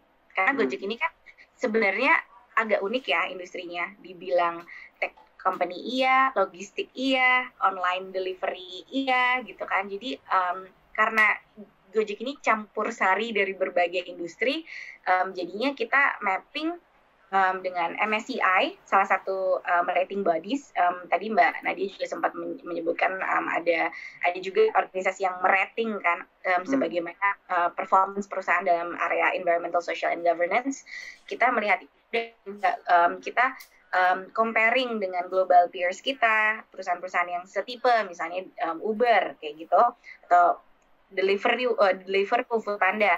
Apa sih isu-isu yang material atau yang penting untuk sebuah perusahaan seperti itu address, dan dari situ kita ketemu apa yang menjadi materiality matrix-nya Gojek. Nah, itulah hal-hal yang harus Gojek laporkan dalam sustainability report. Jadi apa yang diceritakan itu juga nggak cuman yang bagus-bagus doang ya, tapi misalnya ada hal-hal yang ternyata berdasarkan best practice atau global standards kita kurang nih dan kita harus improve. Nah, itu kita juga harus secara transparan mengutarakan di dalam report kita bahwa mungkin saat ini kita belum punya tracking untuk indikator A, tapi ini yang akan kami lakukan ke depan. Jadi approach-nya itu harus jujur dan juga humble, bahwa tujuannya sustainability report ini sebenarnya juga adalah mengassess sejauh apa sih atau seberapa baguskah performance ESG kita, supaya kita juga jadi tahu kan ketika ada yang kurang bagus itu menjadi sebuah ya signal buat kita bahwa oke, kita harus fokus ke area ini supaya menjadi lebih bagus. Nah, selain itu juga karena kita di Indonesia, kita juga memetakan dengan aturan POJK. POJK juga punya ketentuan-ketentuan tentang pelaporan perusahaan yang sudah publik sebenarnya terhadap isu-isu environmental, governance, dan social gitu, dan juga tentunya UN SDGs. Kenapa? Karena kita juga ingin memastikan bisnis proses Gojek comply dengan aturan, namun juga sejalan dengan SDGs, karena kita ingin mendukung pencapaian SDGs di negara-negara tempat kami beroperasi. Keren. Ini juga mungkin bisa jadi inspirasi nih buat teman-teman, walaupun belum ada kewajiban Gojek voluntarily gitu ya, dan mungkin aspek persiapan nanti Goto kali ya. Just iya. Oke, thank you Mbak Jojo for sharing. Nah, kembali lagi ke Mbak Nadia. Ini mungkin kita menuju ke sesi closing kali ya. Sekarang ini kan muncul istilah, tadi Mbak Nadia sempat mention juga, TCFD dan SDFR lah ya. Sebenarnya itu apa sih dan bagaimana implementasinya bagi perusahaan? Ya, mungkin Jojo sempat bilang juga ya, ada beberapa framework tentang sustainability yang dipakai untuk beberapa leading companies ya, yang sekarang sudah menjadi mainstream. GRI dan SASB itu broad sustainability framework. Yang saya sebut itu adalah TCFD, itu khusus untuk climate. Jadi kan sustainability itu sebenarnya ada beberapa komponen ya. Jadi climate, which is like focusing sebenarnya carbon, focusing on carbon. Terus kemudian juga ada isu yang lain ya, seperti water, waste, terus kemudian biodiversity. Arfan juga sempat mention. Itu sebenarnya di isu environmental. Nah, terus kemudian sustainability adalah juga ada isu-isu sosial di dalam itu sendiri. Jadi TCFD ini sebenarnya bisa dipakai untuk broad sustainability issue, tapi memang dia sebutnya adalah Task Force for Climate Disclosure, karena memang urgensinya itu sangat besar ya untuk perusahaan untuk melakukan itu. Nah, framework itu adalah intinya reporting adalah salah satu yang termasuk dalam framework tersebut. Jadi basically framework TCFD ini bilang bahwa masalah sustainability atau masalah climate ini bukan suatu masalah dari suatu unit. Nah, kadang-kadang sekarang sustainability ini masih sering dipersepsikan sebagai masalah CSR. Nah, jadi tim CSR yang di satu tempat, atau misalnya ini tim compliance ini reporting karena sustainability reporting. Nah, jadi framework TCFD ini bilang bukan. Jadi ada 4 komponen, yaitu governance, strategi, kemudian risk management, dan yang terakhir adalah metrics dan target. Nah, jadi yang governance itu yang kembali tadi bahwa ini adalah isu dari top of the company, jadi dari board, mungkin dari sisi Gojek ini sekarang semua dari topnya udah embrace the sustainability. Kemudian itu harus translate ke strategi, karena ini bukan masalah CSR, tapi seperti yang mungkin dialami Gojek itu masalah business model. Harus adopt EV misalnya, electric vehicle gitu, itu kan benar-benar merubah bisnis model. Jadi ini bukan masalah CSR saja gitu. Yeah. Terus menginkorporasi carbon footprint accounting. Kemudian risk management adalah komponen yang ketiga, dan yang terakhir adalah yang reporting. Jadi GHG is the first step, carbon footprint is the first step yang harus di-measure dan di-report. Nah, sekarang yang SDFR ini untuk perusahaan-perusahaan di Eropa itu untuk sisi reporting. Nah, sustainability ini memang sudah mulai jadi mandatory requirement. Jadi dulu mungkin financial statement fokus ke masalah financial data, tapi sekarang dengan SDFR ini sustainability reporting itu lebih dijabarkan lagi requirement-nya seperti apa. Oke. Dan itu standar internasional definitely ya, sehingga everyone can adopt and everyone can, kalau nggak tahu juga bisa bertemu terhadap hal tersebut. Ya, di endorse sama UN ya, jadi UN Initiative, UNEP, UN Environmental Program, itu TCFD, ya frameworknya itu bisa diadopt oleh perusahaan untuk mentranslasikan bagaimana menginkorporasikan isu sustainability dalam perusahaan tersebut. Oke. Thank you, Mbak Nadia. I'll get back to you with the last question terhadap nanti saran atau moving forward harus seperti apa gitu ya. Nah, saya ke Arfan dulu sebelum sekarang. Tadi udah dijelasin teknologinya kira-kira kayak gimana, how it works gitu ya. Nah, bisa a bit more deep dive on this, apa sih sebenarnya dasar atau mungkin bahan dasar itu membuat jejakin, teknologi apa yang dipakai gitu, mungkin yang bisa dijelaskan. Dan terakhir sekalian deh saran untuk para audiens yang ada di sini untuk start sustainability initiative itu seperti apa? Jadi 2 pertanyaan, sorry ya Van. Oke. Soalnya waktunya udah harus ini nih. Ya, oke. Mungkin yang pertama dulu ya. Jadi memang sebenarnya ini harusnya di awal nih kita ceritakan. Jadi memang ada 3 isu utama lah ya kalau apa kita bilang ya. Jadi kita melihat yang pertama tuh kalau kita bicara Indonesia gitu ya. Sebenarnya kita sendiri itu Indonesia sudah melakukan banyak progres gitu yang baik gitu terkait deforestasi. Jadi dari 2018 sampai 2020 laju deforestasi nasional kita tuh turun sebesar 75% gitu. Jadi ini satu achievement yang luar biasa lah gitu. Tapi perlu diingat bahwa laju deforestasi yang di global nih di dunia ini masih cukup tinggi gitu ya. Dan pohon dan hutan ini kan solusi yang saat ini memang masih paling efektif, paling efisien gitu untuk dapat menyerap si carbon emission ini gitu ya. Nah, itu yang pertama, isu yang pertama yang kita lihat gitu. Yang kedua, kita melihat isunya terkait dengan manual monitoring gitu. Jadi banyak program ini saya pernah gitu ya ke satu area gitu ya di satu tempat yang itu sejauh mata memandang itu areanya itu area ini semua reklamasi gitu ya. Wah, luas sekali gitu. Tapi proses melakukan monitoringnya itu manual. Semua masih on paper gitu. Mereka mana-mana bahwa alat ukur, catat segala macam gitu. Jadi effortnya yang dibutuhin, waktunya yang di-spend itu sangat besar gitu. Dan sulit juga untuk bisa mengukur dan melihat ya tingkat keberhasilannya dan keberlanjutannya gitu tanpa menggunakan teknologi. Jadi gimana progres dari tahun kemarin, tahun sebelumnya, tahun ini itu akan sangat sulit untuk bisa dilihat gitu. Kalau prosesnya masih dilakukan dengan sangat manual gitu. Yang ketiga, kita melihat nih sebenarnya makin kesini makin banyak ya pihak yang sudah peduli gitu ya, peduli ingin berkontribusi lingkungan gitu, apalagi anak-anak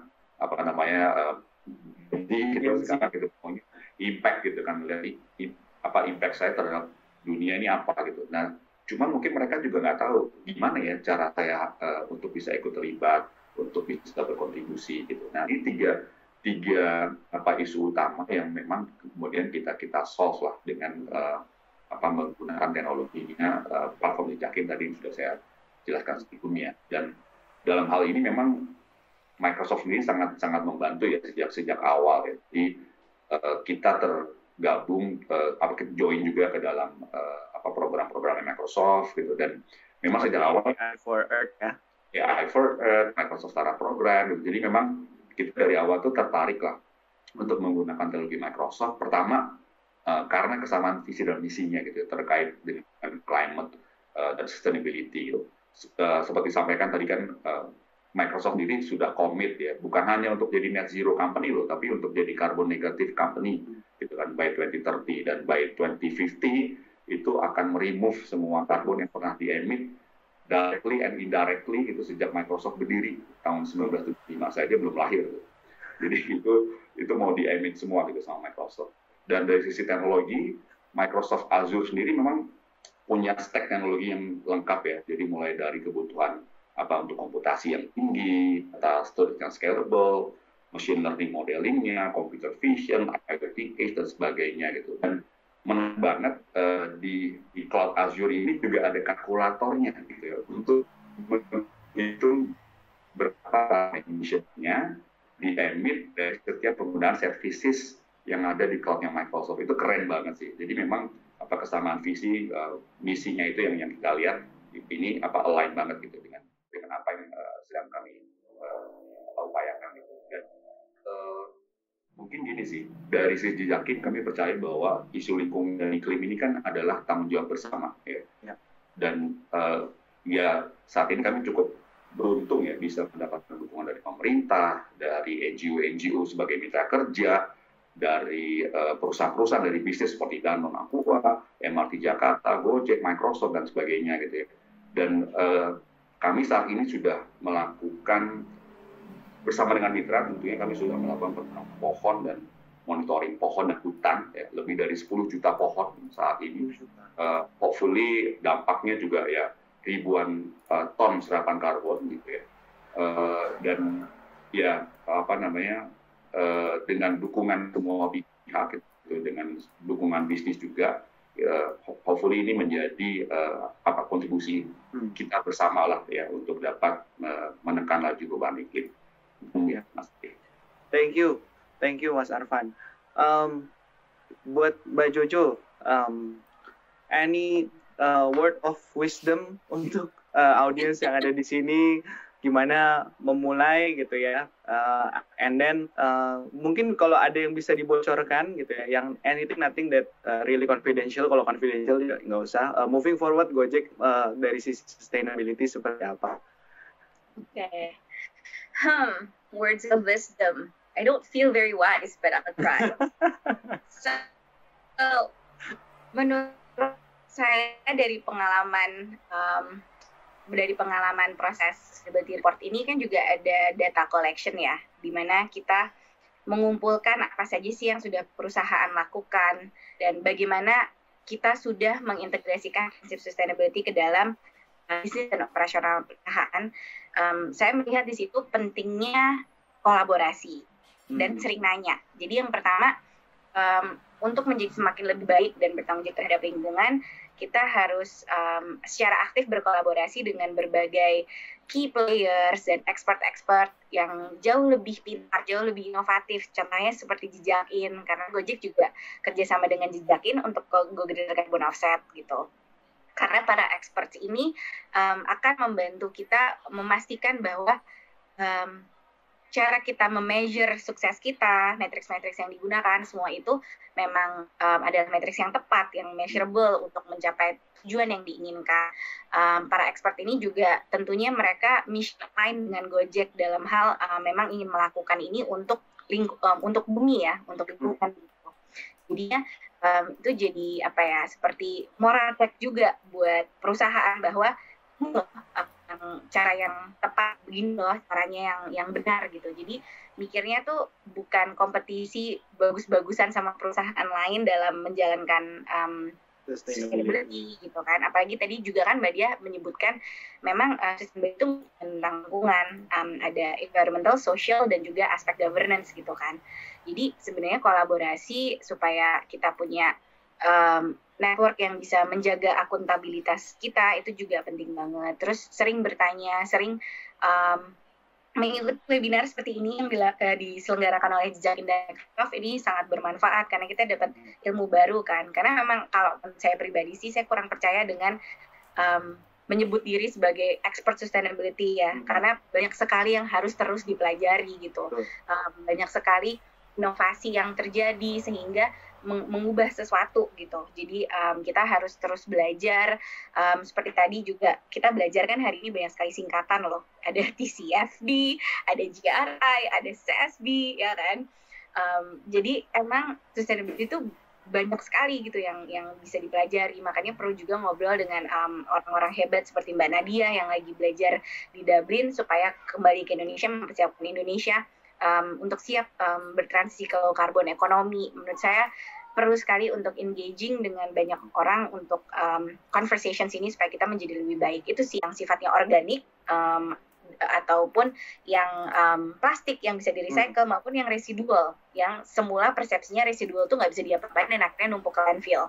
Nah, komitmen Gojek untuk zero waste ini kita memastikan tidak ada waste sama sekali termasuk residual yang numpuk di landfill atau leak to the ocean by 2030. Jadi kita ingin memastikan platform kami menjadi jadi platform yang sirkular. Kemudian yang ketiga, zero barriers to socio-economic mobility within the ecosystem. Jadi bagaimana kita bisa mendorong income opportunities atau income generation opportunities yang lebih banyak untuk para mitra merchants maupun mitra driver kami gitu. Terus kemudian juga bagaimana kita bisa memastikan bahwa expenses, their daily expenses itu bisa di-reduce. Jadi sambil kita coba increase income opportunities-nya, kita reduce daily expenses untuk kayak maintenance vehicles misalnya, atau untuk beli pulsa kayak gitu. Jadi 3 komitmen itu, zero waste, zero barriers, and zero emissions, we want to achieve by 2030. Jadi bocorannya adalah untuk mencapai itu, sekarang Gojek sedang menyusun sebuah roadmap untuk mencapai itu di 2030, yang juga divalidasi oleh Sustainability Advisory Council kami tadi itu, dan juga di dalam effortnya kami melakukan banyak kolaborasi dengan pihak lain gitu. Kalau di emissions jelas dengan Jejakin, dan untuk waste, karena isu sampah ini kan sebenarnya isu yang sudah ada dari dekade lalu lah. Jadi ini isu yang sudah lama, tapi belum bisa ada solusi yang apa ya? Yang benar-benar signifikan. Ya. Betul, karena memang isunya kompleks sekali, jadi nggak mungkin ada sebuah blanket solution memang gitu. Jadi karena beda-beda gitu kondisinya di setiap region, di setiap city itu beda-beda. Jadinya apa yang gue lakukan adalah sekarang kita menjalankan banyak pilot untuk proses inovasi dan untuk mencari solusi yang paling relevan buat consumers, juga buat merchants secara operasional, buat mereka yang tidak membebankan mereka. Karena tadi juga kan Ricky bilang ya, ada conception atau perception bahwa everything that's sustainable is more premium. So how do we slowly, while finding a way to make it less premium or more affordable, how we also prepare everyone in our ecosystem to transition to a more sustainable business process gitu. Gitu sih. Jadi bocorannya itu kita lagi melakukan berbagai pilot. Ditunggu saja. Semoga kita bisa menemukan sesuatu yang relevan sehingga bermanfaat juga buat bumi. Ya, amin. Saya doakan semoga lancar ya. Oke, 1 menit terakhir, Mbak Nadia. Any word of advice untuk para audiens yang di sini, semoga bisa jadi action buat mereka. Kalau bisa kita wrap up dalam 1-2 menit. Iya, saya sih nggak ada yang ditambahkan lebih yang disebut Jojo tadi betul sekali. Jadi bahwa ini adalah masalah yang harus diselesaikan bersama-sama ya. Tadi Arfan juga mention, tidak ada satupun yang bisa menyelesaikan semua masalah, dan semua pun tidak bisa menyelesaikan masalah ini kalau semua tidak berpartisipasi. Jadi kolaborasi sangat penting dan learning juga sangat penting karena it's evolving. But one that we need to do is that we need to keep in mind is just don't delay. I think whatever we can do now, we do now, and then we learn, we redo and we do more. Yeah. Thank you so much Mbak Nadia, Mas Arfan, Jojo for sharing. Saya wrap up satu kalimat aja. Ini menggabungkan 3 mission company yang ada di sini gitu ya. Pertama, we want to empower you to save our tomorrow. Empower you itu kan missionnya Microsoft, saving our tomorrow missionnya Jejakin, supaya kita bisa go far and go together gitu ya. Thank you so much. Saya kembalikan lagi ke Sheni. Semoga bermanfaat. Teman-teman yang masih ada pertanyaan, silakan ditanyakan di Q&A. Nanti kita akan bahas di bagian Q&A. Silakan. Terima kasih Mas Arfan, Mbak Jojo, Mbak Nadia. Ya, terima kasih banyak Mas Ricky, dan terima kasih banyak juga untuk para narasumber kami, Mbak Jojo, Mas Arfan, dan Mbak Nadia ya. Very, very insightful discussion there, and I'm very, very impressed sama yang tadi didiskusiin. Sangat insightful, tapi berat juga ya kadang-kadang ya. Saya tadi digestnya juga agak pelan-pelan tuh jadinya. Jadi banyak banget term baru-baru juga yang baru saya tahu dan baru saya pelajari tadi. So thank you so much for the great discussion. Nah, jadi semoga semua audience tadi juga had fun with the discussion ya. Dan moving on to the next part, kita sebenarnya sudah menyiapkan satu sesi customer story, di mana ini adalah beberapa customer story klien-klien kami yang berhasil mengimplementasikan beberapa sustainability strategi mereka ke dalam bisnis prosesnya. Nah, ini adalah beberapa customer yang sudah mulai menjalankan program-program mereka untuk going toward sustainable future. Nah, kita akan kedatangan 2 narasumber untuk customer success story kami, yaitu Pak Jedi dari MRT Jakarta, dan kita juga ada Mbak Ratih dari Danone. Nah, sebelum kita masuk dan mulai perkenalan dengan mereka, kita akan simak dulu video ini, Mas Pa. Ya, seperti kita ada masalah teknis sedikit di belakang. Mari kita tunggu lagi sebentar. Kalau masih belum bisa di-play, mungkin kita akan move on aja langsung dengan Mbak Rati dan Mas Jedi. Oke, baik. Jadi mungkin saya introduction dikit aja dulu. Mari kita sapa para narasumber customer story kami. Selamat pagi Pak Jedi dan selamat pagi Bu Rati. Pagi Mas Eni. Selamat siang kayaknya ya. Oh ya, sudah mulai siang nih ya. Kita nggak lihat jam. Gimana kabarnya? Baik-baik saja ya? Baik, Mbak Seni. Suara saya baik, terima kasih. Ya? Baik. Kedengeran, Mas? Kedengeran jelas kok, Mas. Yep. Iya.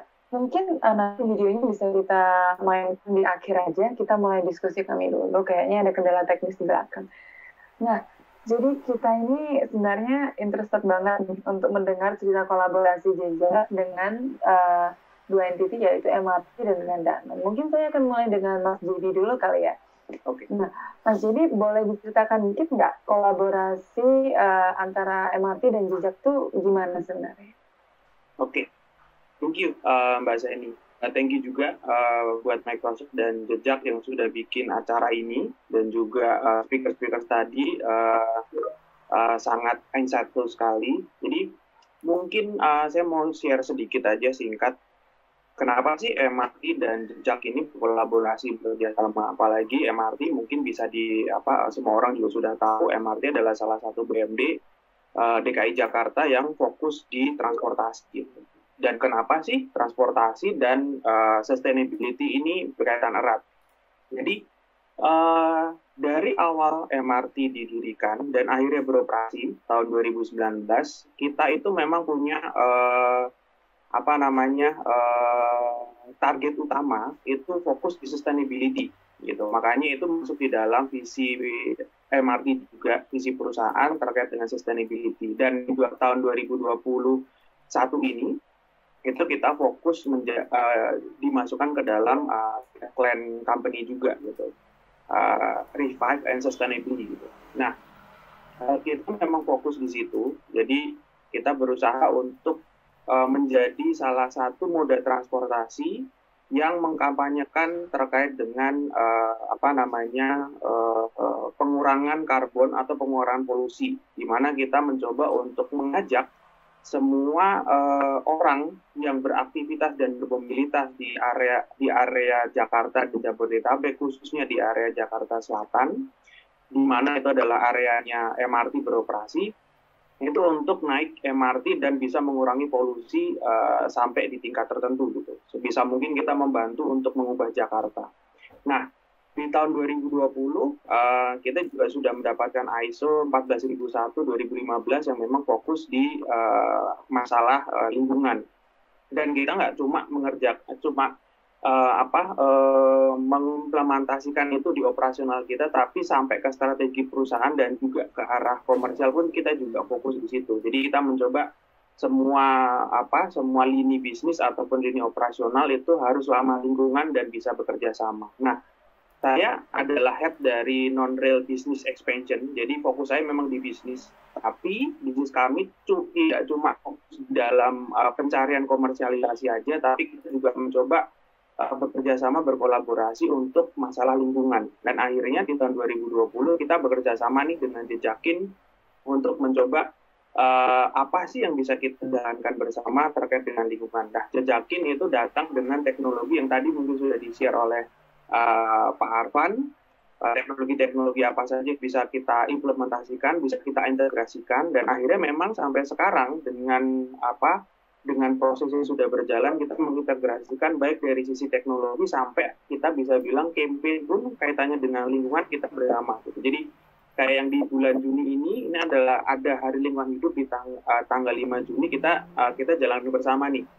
Kita bikin webinar bareng, di mana webinarnya juga dihadiri oleh Pemprov DKI, ada sambutan juga dari Bapak Gubernur dan akhirnya juga dari Dirjen Kementerian Lingkungan Hidup pun juga hadir, di mana kita di situ mencoba untuk meningkatkan terus awareness baik dari Red District MRT ataupun warga Jakarta untuk fokus ke masalah sustainability atau kaitannya dengan lingkungan. Nah itu yang kita kerjasamakan nih dengan Jejakin, integrasi dari sisi teknologinya masuk ke dalam apps-nya MRT dan juga di kegiatan-kegiatan baik online ataupun offline yang kita fokuskan di masalah lingkungan. Itu ini bisa saya singkat. Baik, keren banget Mas penjelasannya, dan banyak banget ya ternyata yang terlibat untuk take part di dalam implementasi strategi tersebut. Sebenarnya dari kita sendiri juga sebenarnya excited banget waktu itu kita bisa kerjasama dengan MRT dan bisa membawa strategi dan goal MRT ini untuk menjadi something bigger gitu ya. Dan untuk question kedua mungkin ke Mas Jibi itu bisa dijelaskan mungkin lebih dalam lagi impact-nya terhadap bisnis dan juga terhadap lingkungan atau masyarakat sekitar gitu tentang inisiatif ini, tentang implementasi strategi ini yang telah dijalankan oleh MRT. Ya, jadi kerjasama antara MRT dan Jejakin memang kita sudah jalankan dari tahun 2020 dan memang untuk awalnya, tahap awal yang memang kita jalankan itu lebih ke arah edukasi dan pengimplementasian dari teknologi yang diintegrasikan bersama. Nah, itu yang menjadi fokus bersama antara Jejakin dan juga MRT. Jadi kita memang dari MRT sendiri kita mengedukasi internal, gitu. Jadi silahkan dari internal MRT itu kita mulai dulu gerakannya, anggapannya seperti itu. Kita mulai dulu untuk semua semua pegawai MRT baik yang organik ataupun anorganik yang memang dia ada di kita, itu tuh bisa akses teknologi yang ada di dalam aplikasi MRT. Jadi mereka bisa menghitung berapa banyak sih karbon yang dia hasilkan pada saat dia melakukan mobilitas di area MRT ataupun dia dari rumah ke tempat kerja atau tempat dia bermobilitas. Jadi dia bisa hitung nih, ternyata karbon saya segini, ternyata saya produksi segini ya dengan saya naik motor, mobil dan segala macam. Nah, itu kita mencoba untuk mengedukasi di sisi situ. Jadi biar orang lebih aware, ternyata saya dengan perilaku seperti ini itu bisa menghasilkan dampak negatif ya. Bisa kita garis bawahi dampak negatif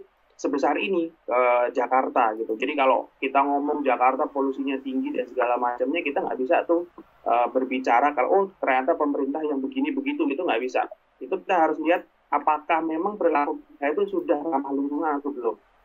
Tentang yang kita coba untuk fokuskan, dan itu edukasi seperti itu tuh kita coba untuk jalankan. Nah, kedepannya harapan kita dengan kerjasama MRT dan Jejakin itu kita tidak cuma bisa merubah perilaku dari pegawai MRT saja atau produk MRT, tapi harapannya bisa sampai seluruh Jakarta sesuai dengan tagline yang memang difokuskan oleh MRT yaitu adalah ubah Jakarta.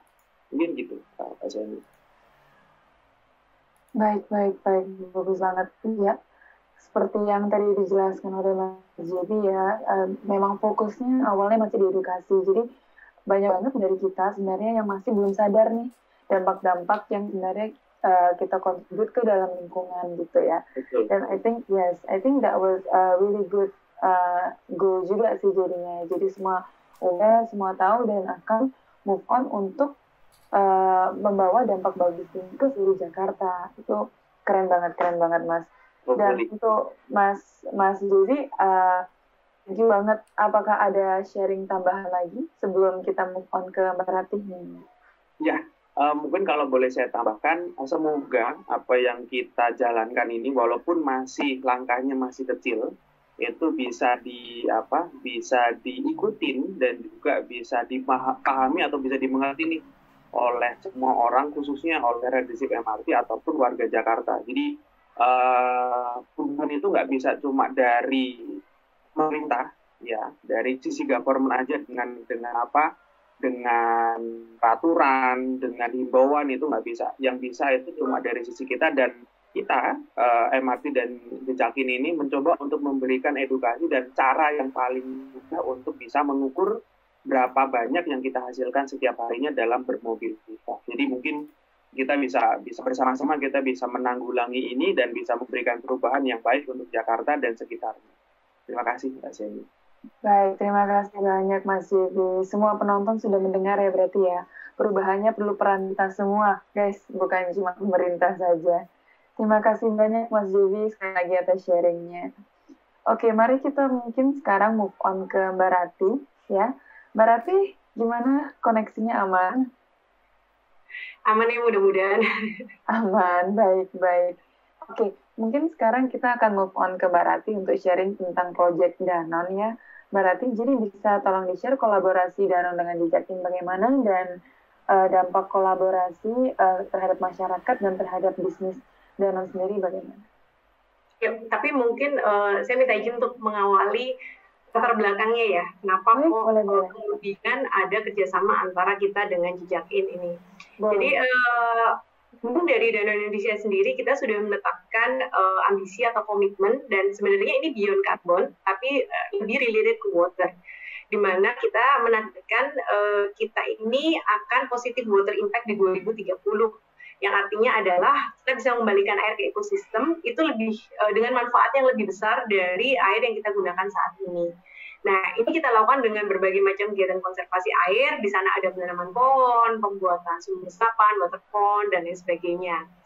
Nah, di dalam perjalanannya kemudian kita menemukan beberapa challenge gitu kan, bahwa ternyata so far itu kan kita sudah menanam cukup banyak ya, 2,4 juta pohon.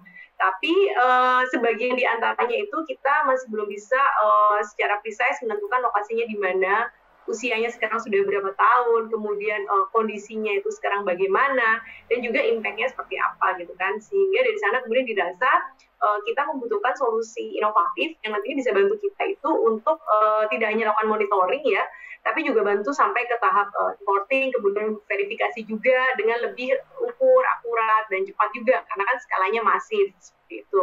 Nah, disinilah kemudian kita itu kerjasama dengan Jejakin, kayaknya waktu itu dimulai di tahun 2017 ya, saat kita punya pilot untuk rehabilitasi di Huludas Citarum, lewat waktu itu program bersama juga dengan pemangku kepentingan yang lain, yaitu Citarum Harum.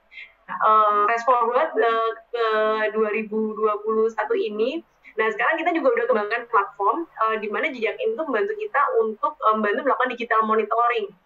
Mungkin saya share sedikit ya. Saya share screen sedikit sebentar. Untuk ngasih gambaran, mudah-mudahan kelihatan jelas.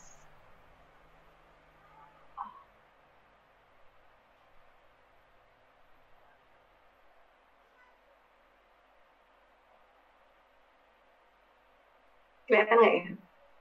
Ya. Nah, dimana dengan metode sampling ini atau Jejakin ini membantu kita untuk melakukan close digital monitoring ke pohon-pohon yang udah ditanam di 19 taman keanekaragaman hayati yang memang ada tersebar seluruh Indonesia yang kita bangun, dan juga yang kita tanam di daerah resapan air di wilayah hulu dari masing-masing daerah aliran sungai atau das di mana kita beroperasi. Nah, dari sini kita bisa lihat nantinya gitu kan, jenis pohonnya itu apa aja, kemudian secara spesifik pohon-pohon yang hidup itu berapa banyak, yang terserang hama, yang kering, yang mati itu juga berapa banyak, sehingga nanti kita bisa segera lakukan tindakan, misalnya kita mau lakukan penyulaman pohon gitu kan, supaya yang mati itu diganti dengan pohon yang baru misalnya.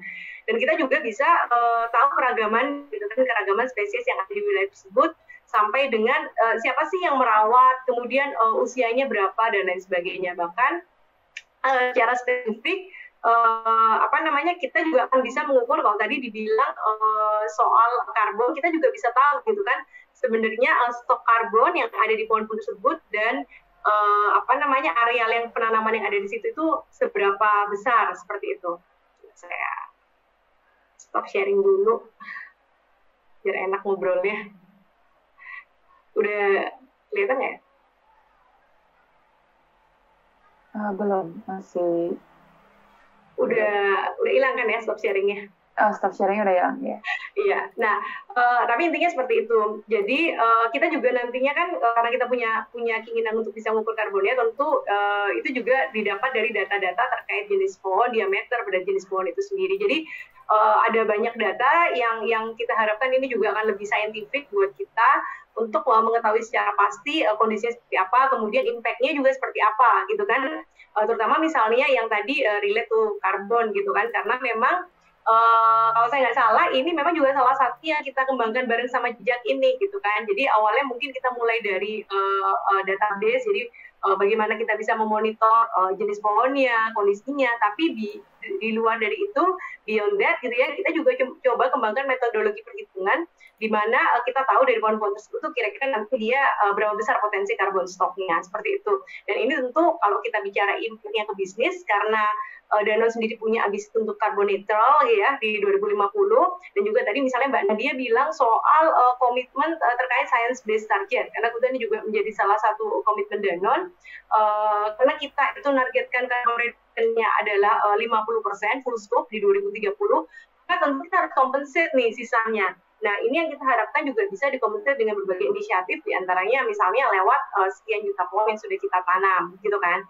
Nah, jadi ini harapannya akan menjadi database yang kredibel juga buat kita untuk selanjutnya nanti memudahkan buat kita pada saat kita ingin mengkompensasi yang remaining carbon emission yang ada. Nah, selain itu juga kembali ke target positive water impact yang tadi saya sampaikan di awal, tentu dengan harapan kalau misalnya kita udah bisa monitor jumlah pohon yang ditanam, nantinya kita bisa mengukur berapa banyak sih water yang sudah diinfiltrate gitu kan melalui pohon-pohon ini, dan dari sana kita bisa tahu di mana sih progres kita sekarang versus dari target kita di tahun 2030 untuk mencapai positive water impact. Seperti itu sih mungkin ya. Baik, terima kasih banyak Bu Ratih. Itu wow, banyak penjelasan tapi sangat-sangat insightful. Jadi betul banget seperti yang Mbak Ratih sampaikan, kita itu sebenarnya kerjasama dengan Danone supaya bisa memberikan impact dengan inovatif teknologi kami, di mana kita bisa membantu memberikan report tentang program-program yang telah dilakukan Danone. Nah, untuk ini saya ada pertanyaan nih sebenarnya untuk kedua belah pihak ya, dari MRT dan dari Danone. Nah, bisa dijelaskan nggak dari masing-masing, mungkin dari MRT Mas Dewi dulu, roadmap atau plan rencana ke depannya gimana nih Mas?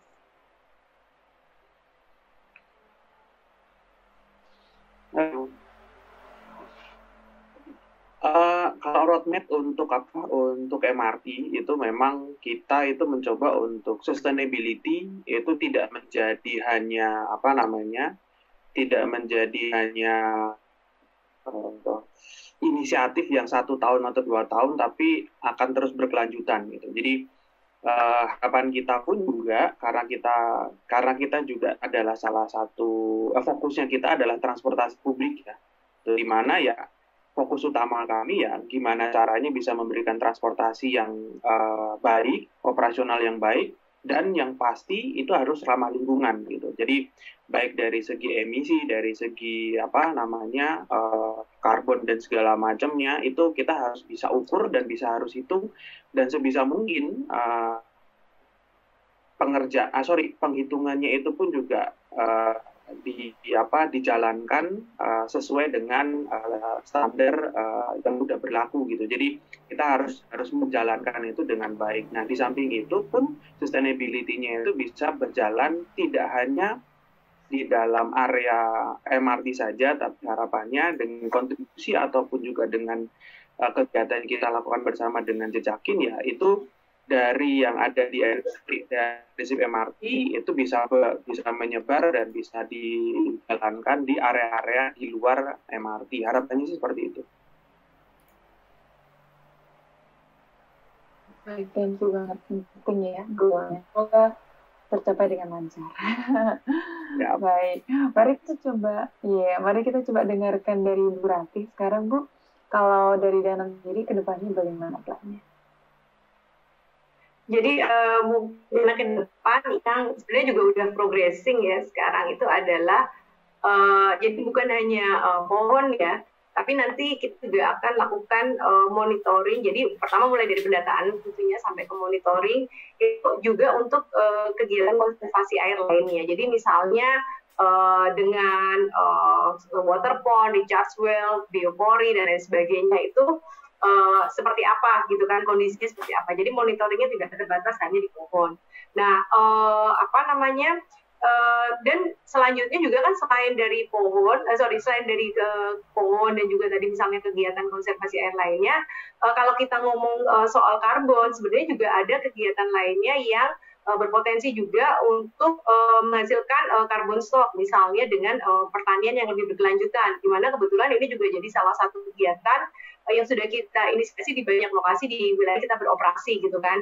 Nah, bukan nggak mungkin nanti selain dari pohon, hutan gitu ya, kita bahkan juga bisa melakukan ini untuk area-area pertanian yang sudah ditanam dengan pendekatan sustainable agriculture. Nah, kemudian selain itu, kalau tadi kan kita sudah ngomong soal water impact ya, ini harapan sekaligus ya, harapan ke Jejak-in ya. Kita kan sudah mengembangkan metodologi perhitungan untuk karbon, tapi untuk perhitungan water impact ini kita baru ukur vehicle-nya nih, jadi berapa banyak pohonnya, berapa banyak katakanlah misalnya water pond-nya dan lain sebagainya. Nah, kita tuh berharap bukan nggak mungkin nanti dari Jejak-in juga bisa mengukur sampai ke water footprint atau water impact-nya juga seperti itu, sehingga kita juga punya metodologi perhitungan yang kredibel. Untuk tahu misalnya dari inisiatif-inisiatif ini sebenarnya berapa banyak air yang misalnya berhasil kita infiltrate misalnya seperti itu, selain dari karbonnya itu sendiri. Nah, itu tentu sesuatu yang nanti kita harapkan bisa kita lakukan bersama, dan yang lain juga tentunya tidak hanya berhenti di kita dalam arti kata Danone dengan Jejak-in juga, tapi kita juga ingin nih seperti Gojek bisa melibatkan lebih banyak konsumen. Jadi konsumen itu juga nantinya teredukasi dan juga dilibatkan untuk berbagai macam kegiatan, mulai dari penanaman pohonnya juga, ataupun misalnya kegiatan konservasi air lainnya. Seperti itu mungkin. Baik, terima kasih banyak Bu Rati atas sharingnya. Semoga kedepannya kita bisa together innovate, improve, and grow, di mana kita selalu bisa saling support dan saling get this goal up there together ya Mbak. Semoga semua akan berhasil ke depannya. Ya, terima kasih sekali lagi untuk Mas JB dan Bu Rati atas waktunya. Dan setelah ini kami akan menyaksikan video dulu yang tadi di awalnya belum bisa kami play. Terima kasih sekali lagi Bu Rati dan Mas JB.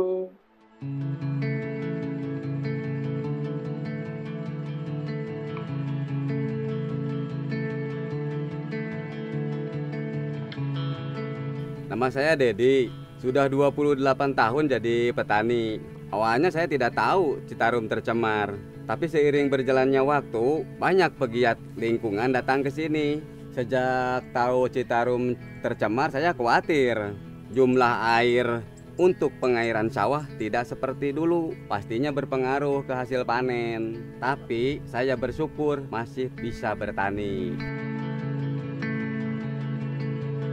Bukan cuma buat pengairan sawah, orang-orang di sini juga bergantung pada Citarum untuk keperluan sehari-hari. Karena kualitas air tidak seperti dulu lagi, berpengaruh juga ke kesehatan, terutama ke kulit suka gatal-gatal.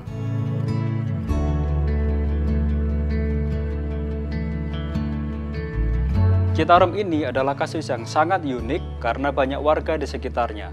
Bahkan di Jakarta pun yang berkilo-kilometer jauhnya dari sana bergantung ke Sungai Citarum ini. Banyak faktor penyebab tercemarnya Sungai Citarum. Selain sampah rumah tangga dan limbah pabrik, alih fungsi lahan hutan lindung secara masif untuk lahan pertanian juga sangat berpengaruh. Pemerintah pun sedang sibuk membenahi Citarum dengan melakukan berbagai upaya, seperti menata sungai dan program penanaman hutan kembali. Bersama dengan Danone, Jejak-in menawarkan solusi sistem sensus pemantauan menggunakan perangkat lunak untuk mengelola pohon dan tanaman yang dapat digunakan dan diakses pada media desktop maupun seluler secara online maupun offline. Teknologi tree mapping yang dikembangkan dengan kombinasi web, mobile app, IoT sensor, dan remote sensing juga memungkinkan kita untuk memantau berapa pohon yang sudah tertanam dan mana saja yang sudah berproses secara periodik.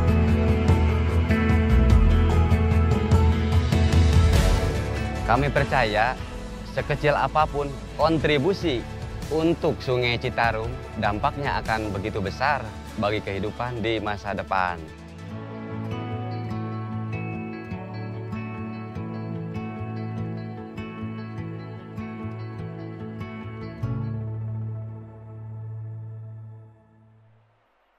Iya, terima kasih banyak. Nah, jadi yang kita simak barusan adalah video kerjasama antara Jaktim dengan Danone Indonesia.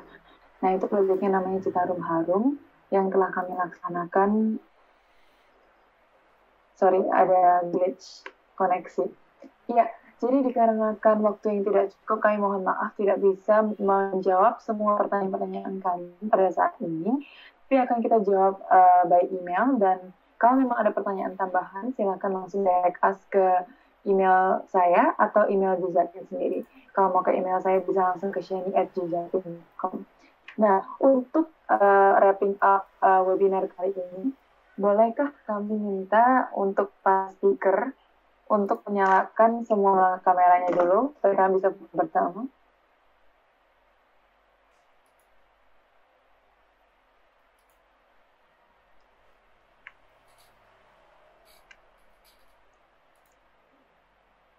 Ya, oke. Boleh tolong di spotlight dulu para speakernya? Oke, baik. Mari kita senyum ke kamera. Selamat detik, oke? Mari kita senyum dulu. 1, 2, 3. Oke, baik. Terima kasih. Terima kasih banyak semuanya, dan terima kasih juga kepada para narasumber kami yang sudah join dan sudah hadir di sesi kali ini. Terima kasih juga untuk para partisipan yang sudah stay sampai kami selesai, dan semoga diskusi-diskusi kami dan semua sharing-sharing kami menjadi something insightful buat kalian semua dan bisa membantu planning strategi ke depan kalian semua. Terima kasih sekali lagi dan selamat siang. Selamat siang, thank you. Terima kasih, selamat siang. Terima kasih semua. Bye. Bye. Bye. Thank you. All right.